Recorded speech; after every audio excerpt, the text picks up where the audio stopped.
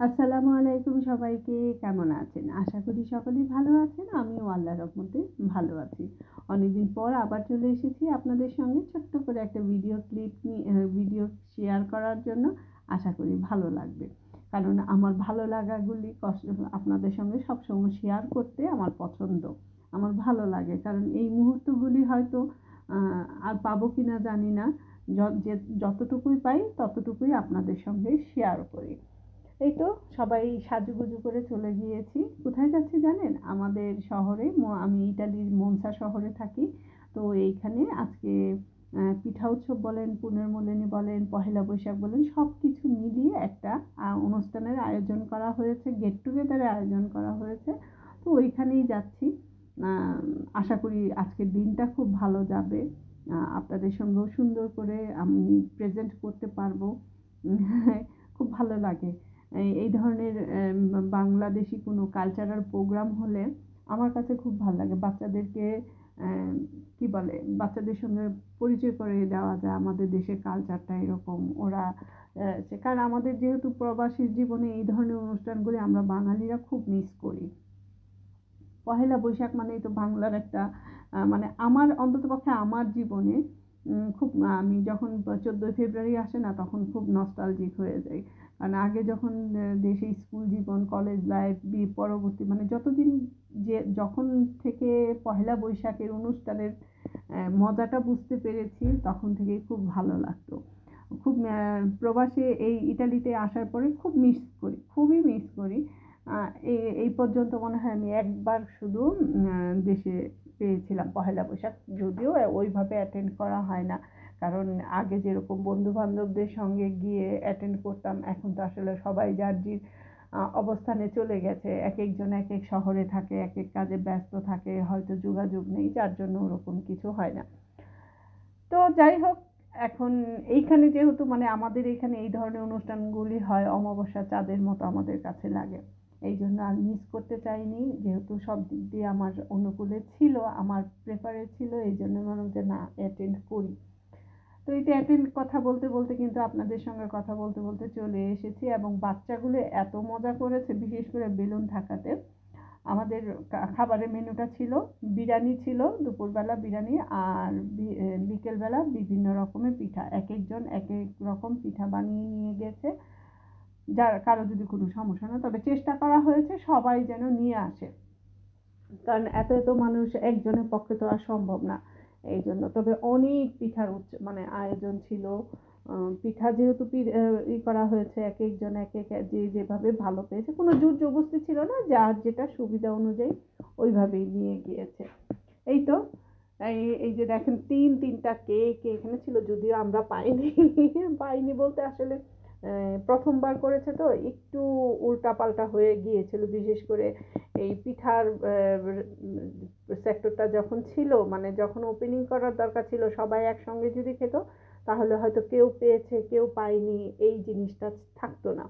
তো দেখা গিয়েছে মানে বিরিয়ানি খাওয়ার পরে যখন বাচ্চারা আবার সেকেন্ড বেচ বসেছে, দুইটা বেচ বসেছিল, সেকেন্ড বেচের পরে দেখা গেল অনেকের খাবারের পরে একটু মিষ্টি খাওয়ার ক্রেভিং থাকে। তবে আমি বলবো বড়দের চাইতে এই অনুষ্ঠানে, আমার ওপিনিয়ন এটা, বড়দের চাইতে ছোটরা এত সুন্দর ওদের ধৈর্যের পরীক্ষা দিয়েছে।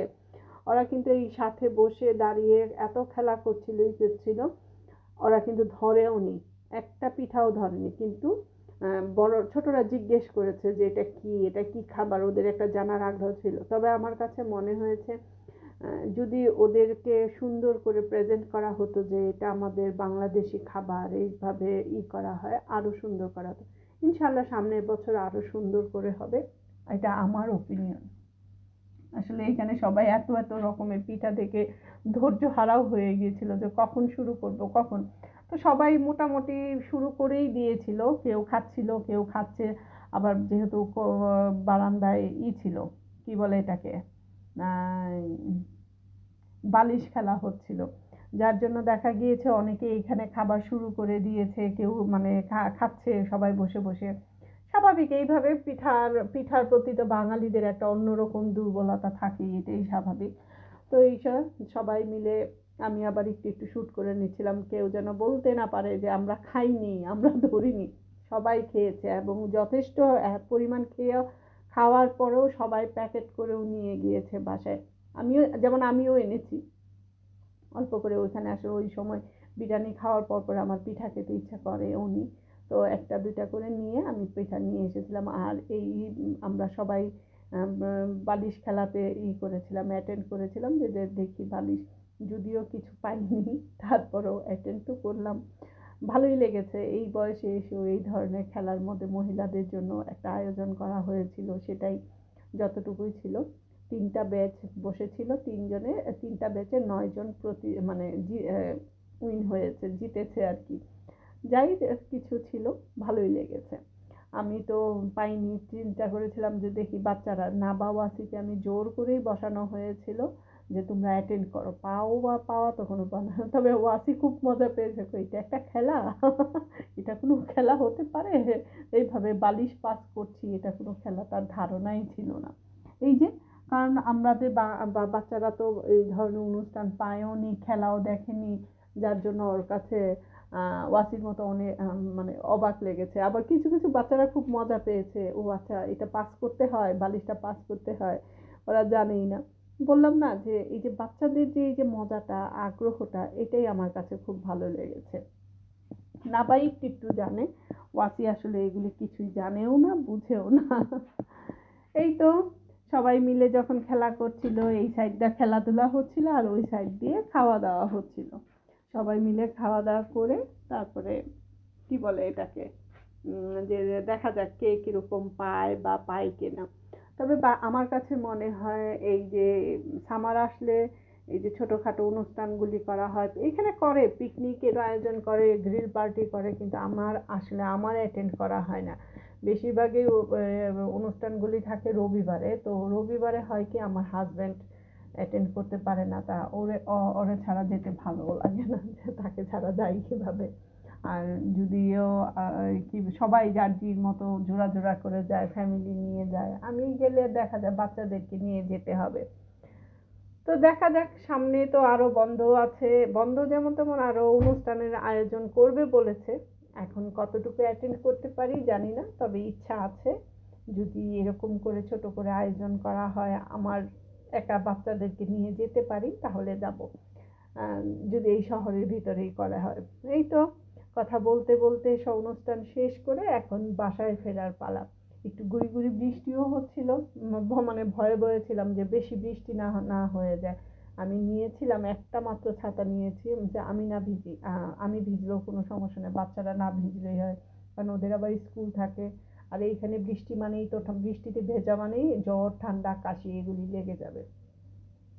বাচ্চারা আরো বেশি মজা পেয়েছে, এত এত বেলুন পেয়েছিল, বেলুনগুলি ফোটাতে পেরেছে, খুবই তাদের কাছে পছন্দ হয়েছে। এখন আমি যাচ্ছিলাম আর নিজেকে একটু কারণ একা একাই নিজেকে শ্যুট করতে হয়, আমাকে তো আর করে দেয় না। সবাই মিলে কথাবার্তা বলতে বলতে যাচ্ছিলাম সেন্ট্রালের ভিতর দিয়ে হেঁটে হেঁটে, আমার বাসার পাশে যে যে ভাবিরা ছিল এদেরকে নিয়ে যাচ্ছি।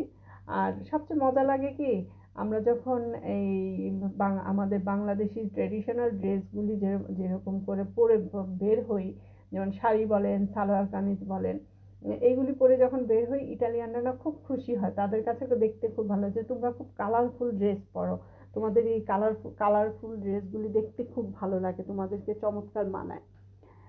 আসলে বাঙালি নারী শাড়িতেই সুন্দর, শাড়ি সালোয়ার কামিজ পরলে আমাদেরকে যে অন্যরকম একটা সুন্দর লাগে।